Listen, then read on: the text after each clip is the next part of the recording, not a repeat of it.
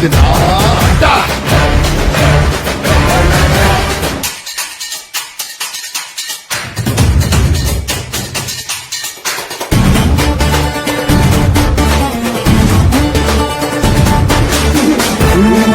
Government భూములు ఎక్కడ చూసినా కానీ ఆ సైన్ భూములు ప్రత్యేకమైనవి, భూదాన భూములు ప్రత్యేకమైనవి. ఆఖరికి కాంగ్రెస్ పార్టీకి మద్దతు తెలపాల్సింది కోరుతున్నాం.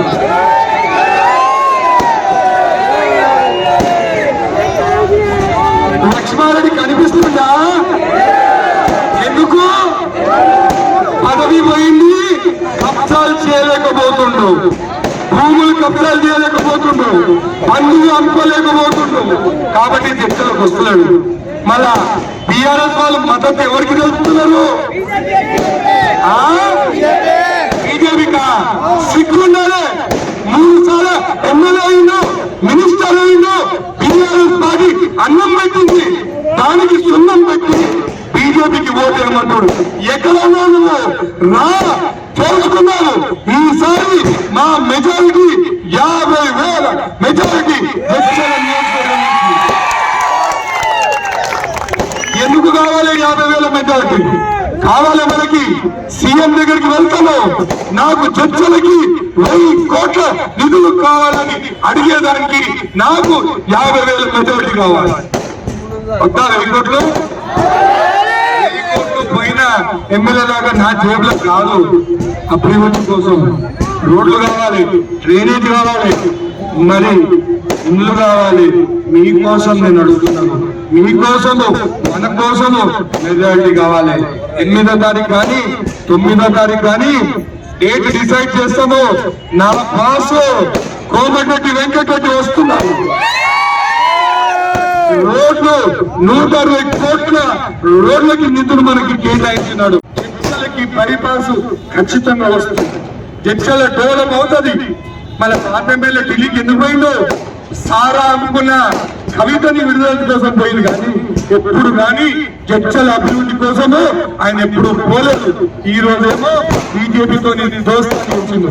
తమ్ముంటే రా, తెలుసుకుందాం. 50,000 మెజారిటీ చర్చలలో వస్తుంది. వంశీన్న గెలుస్తున్నాడు, వంశీన్న గెలుస్తున్నాడు. రాహుల్ గాంధీ గారు ప్రైమ్ మినిస్టర్ అవుతాడు. రేవంత్ రెడ్డి గారి దగ్గర నుంచి 1000 కోట్లు తీసుకొస్తా, రాహుల్ గాంధీ గారి దగ్గర నుంచి 1000 కోట్లు తీసుకొస్తా, 2,000 కోట్లు చర్చలకి తీసుకొస్తా అని మీ మాట. వాళ్ళు కనిపిస్తున్నారా? ఖచ్చితంగా వాళ్ళు దొరుకుతారు, ఖచ్చితంగా దొరుకుతారు. ఎక్కడికి పోయినా కానీ తీసుకొస్తాను. 1,50,00,000 రూపాయలు పందులు అమ్ముకున్నారు. పందులు చర్చలలో పందులు అమ్ముకున్నారు. రాత్రి ఎత్తుకుపోయినారు. మళ్ళీ ఎక్కడ పోయిందో మాజీ ఎమ్మెల్యే. నీకు కూడా వాటా ఉందా అని అడుగుతున్నాను.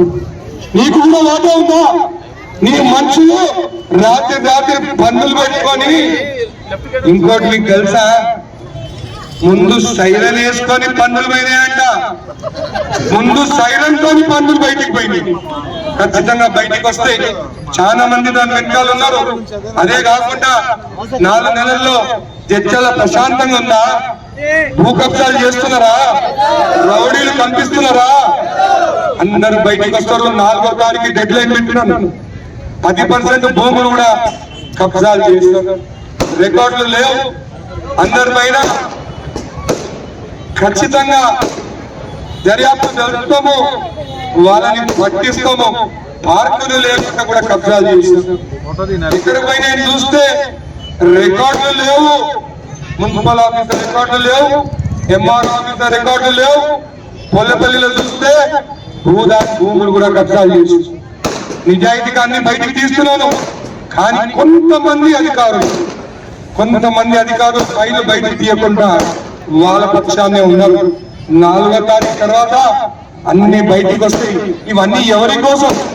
గవర్నమెంట్ భూములు కాపాడితే అసైన్ భూములు రిజిస్ట్రేషన్ అయినాయి, భూదాన భూములు కబ్జాలు అయినాయి. ఆఖరికి డబుల్ బెడ్రూమ్ కంప్లీట్ అయిన దగ్గర కూడా ఆ అసమర్థ ఎమ్మెల్యే, మాజీ ఎమ్మెల్యే కొత్తగా డబుల్ బెడ్రూమ్ కూడా మనకి ఇవ్వలేకపోయినా. ఎలక్షన్లు అయిపోయినాయి. దాని తర్వాత కొంతమంది పోయి ఆ డబుల్ బెడ్రూమ్ లో కబ్జా చేసి కూర్చున్నారు. ఎందుకు తెలుసా? దానికన్నా ముందున్న కౌన్సిలర్లు కొంతమంది 2 లక్షలు తీసుకున్నారంట డబుల్ బెడ్రూమ్ ఇచ్చేదాన్ని.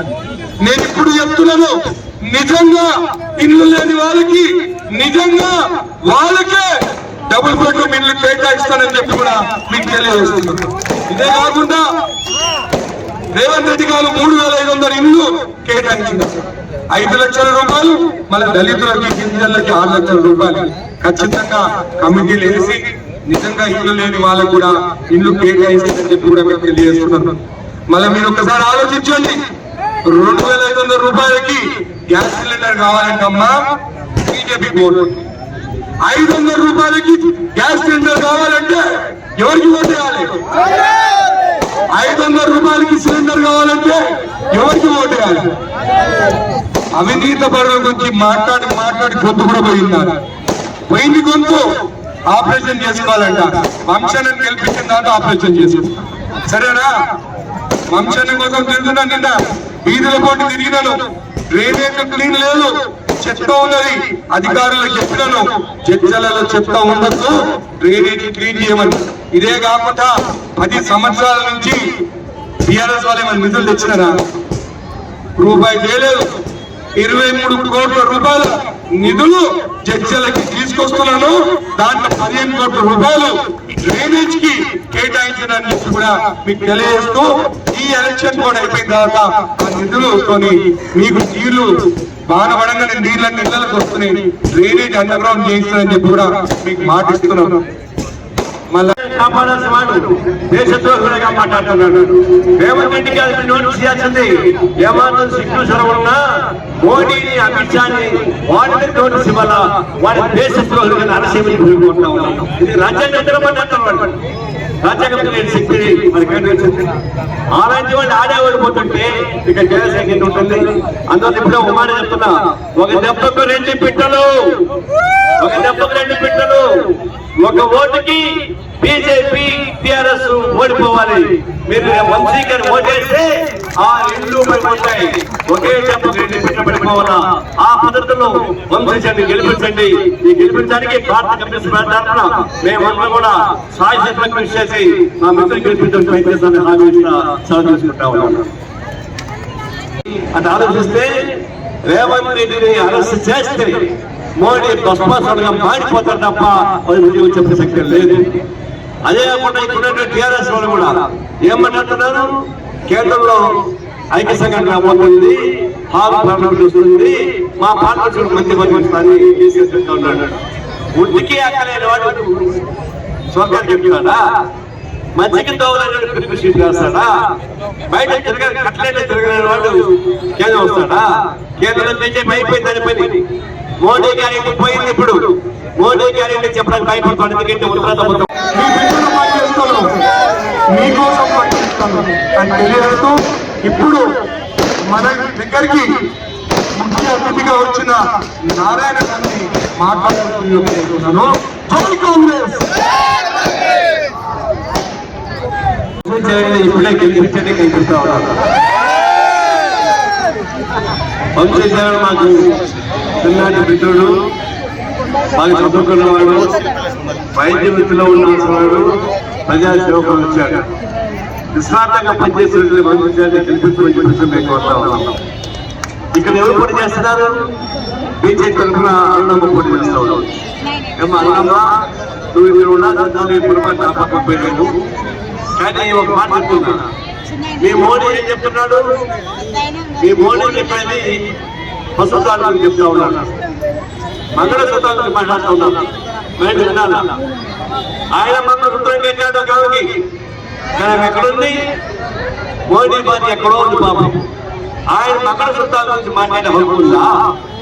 అట్లా మాట్లాడుతుంటే అర్థం ఊరుకుంటుందా? ఏమో మీకు తెలుసు కదా హిందూ స్త్రీలు ఎట్లా ఉంటారు. మీ మోడీ విధంగా మాట్లాడుతూ ఉంటే అరణమ్మ తల్లి నువ్వు ఎట్లా భరించిన ఉన్నాము ఆ బీజేపీ. ఆయన చెప్పండి మంగళసూత్రం రేవంత్ రెడ్డి ఇళ్ళ సగం ఉన్నాడు. ఆయన ఎంత భయపడతా ఉన్నాడు మోడీ? ఎందుకంటే అరెస్టాన్ని ప్రయత్నిస్తున్నాడు. అంటే తెలంగాణలో బీజేపీకి పోటీ లేదు, గుండు సున్నా వస్తుంది.